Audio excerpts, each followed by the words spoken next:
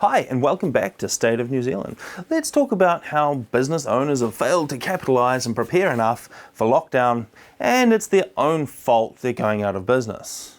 Excuse me, what? Oh, okay. So in a live stream, Deborah Russell, the chair of the Finance and Expenditure Select Committee, had this to say. A series of concerns around small and medium business.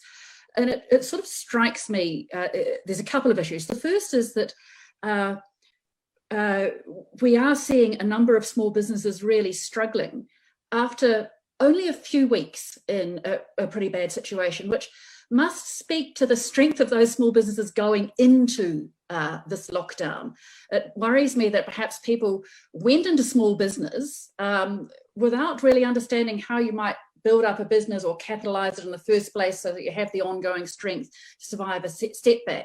And I linked that in some ways to the fact that we've had quite a low wage economy. So often it quite looks like you might be better off being in business rather than working for a low wage. I wonder if you've done any thinking around that and thinking about how we build up the strength of our businesses going forward. Let's break down what she's saying here, because that sounds like a huge insult to everyone who has worked long hours and taken on huge risks to start a business. And furthermore, it demonstrates a complete lack of understanding from someone who is fairly senior in our government and is supposed to be guiding us through the impending economic catastrophe. Oh. Let's break it down. Firstly, she says, must speak to the strength of those small businesses going into this lockdown.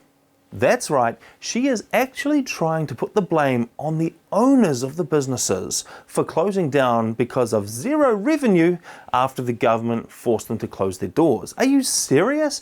How delusional do you have to be to think that all businesses must be sitting on fat stacks of cash just in case the government forces you to stop trading? This leads us to the next bit where she says that we've had quite a low wage economy, so often it quite looks like you might be better off being in business rather than working for a low wage. So this is going to take a bit more to unwrap, because what she's talking about here is this perception that businesses are rich and have been withholding money from employees so the owners can get richer. And this has been quite a pervasive thought throughout New Zealand for, well, the last couple of decades. And it's tied a lot into this notion of social justice, which is the main goal of the Green Party. If you thought they were an environmental party, then I'm sorry, you have been duped. The Green Party stands more for social justice than for anything else. So what Deborah is saying here is that her perception of business is that the owners hoard all the money and starve their employees because they are greedy. The business owners have had it far better than everyone else, and she cannot understand why businesses would fold after only a few weeks without revenue. She clearly has a misconception of what businesses are and must have some deep-seated hatred for anyone who was willing to take the risk of starting a business and getting any rewards from that. Often the owner will put their employees first.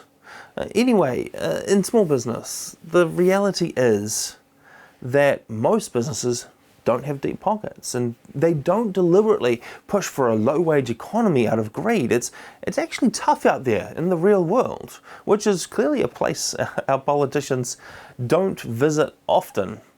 The fact is, running a small business means a lot of hard work, often with little pay, and it's crazy insulting to be told that it's your fault that you failed when the government forced you to stop trading. Yeah, there is a wage subsidy, but that's about keeping pay going to employees, and it does nothing for all of the other losses that are happening.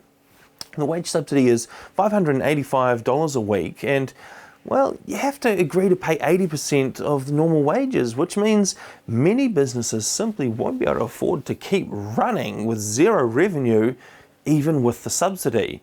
It seems that Deborah thinks that business owners as a whole have failed to understand what they are doing. It's pretty ironic coming from someone who clearly has no understanding at all about how business or money works.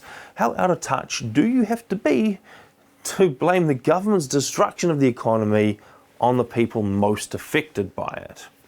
The Dunning-Kruger effect describes the tendency for people to massively overestimate their understanding of a subject when they know so little that they have no idea what they don't know.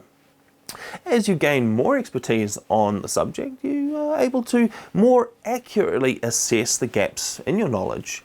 And when you are truly an expert, then you know exactly where you stand. On the subject of business and economics, Deborah is right here.